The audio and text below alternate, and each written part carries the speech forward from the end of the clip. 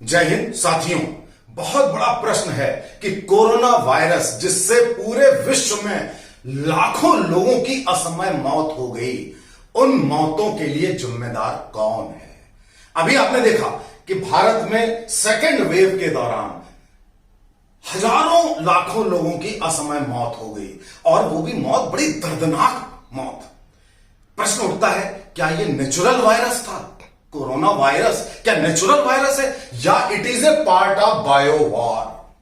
मैं बतौर डॉक्टर, वैसे तो ये पूरे विश्व में एक डिस्कशन चल रहा है, लेकिन मेरा पूरा शक है कि corona virus is a part of bio war. और इसका शक अमेरिकन राष्ट्रपति ट्रंप ने भी किया था जब उन्होंने कोरोना वायरस को चाइनीज वायरस कहते हुए $10 ट्रिलियन का पनिशमेंट चीन पर लगाने की पैरवी की थी।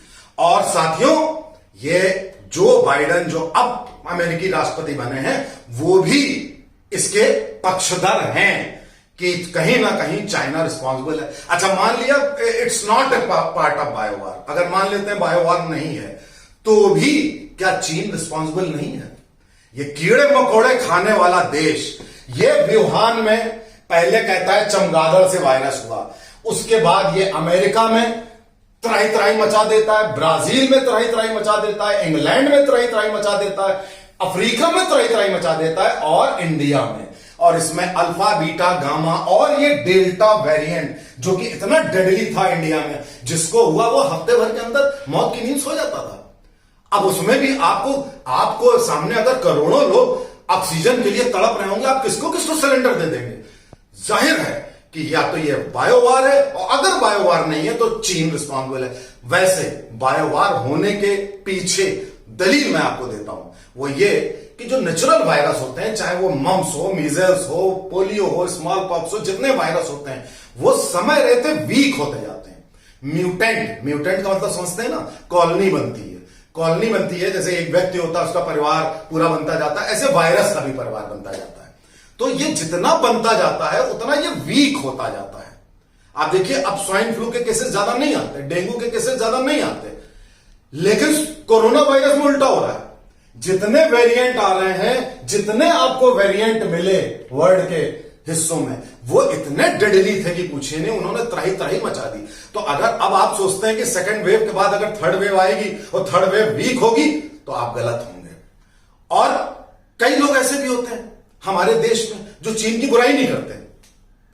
मेरे 2 मित्र जो आर्मी में हैं, उन्होंने व्हाट्सएप पे डाला, this time it was not because of China, it was because of you.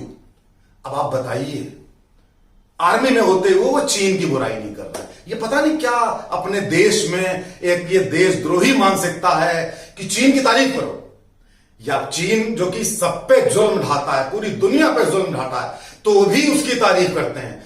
आधा हिंदुस्तान तारीफ करता है उनका, और जो तारीफ नहीं भी करता है तो हमारे देश के नेता चीन की बुराई नहीं कर रहे हैं, जबकि क्या वो बॉर्डर पर कर रहा है सबको मालूम है।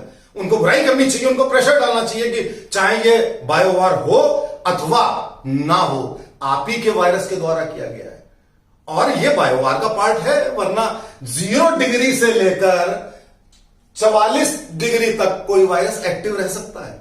क्या आप सोच सकते हैं, अगर आपने जरा सी भी साइंस पढ़ी है, बायोलॉजी पढ़ी है, एपिडेमियोलॉजी पढ़ी है, तो कोई भी वायरस ऐसा नहीं होता कि वो 0 डिग्री से लेकर 44 डिग्री तक।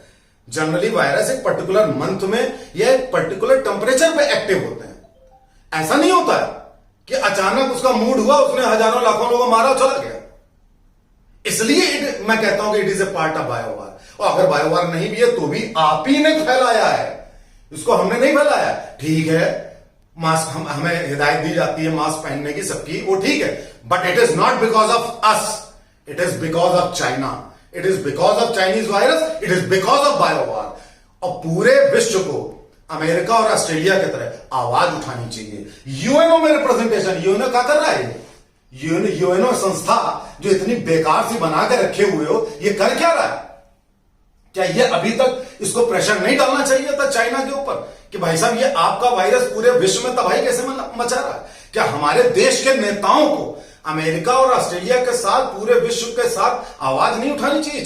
चाइना के ऊपर प्रेशर नहीं डालना चाहिए था केवल पनिशमेंट के लिए नहीं, अगर युद्ध की स्थिति आए तो चाइना के दिमाग सही कर देने चाहिए कि इसने कैसे जुर्रत करी, और ऐसी जुर्रत करता रहा तो हम तो केवल मास्क में और दो सुबह शाम लॉकडाउन में रहकर ही जिंदगी बिताएंगे, और वो चाइना हमको घर के अंदर घुसेड़ करके और वो पूरे विश्व पे फतह कर लेगा। ये एकदम गलत है।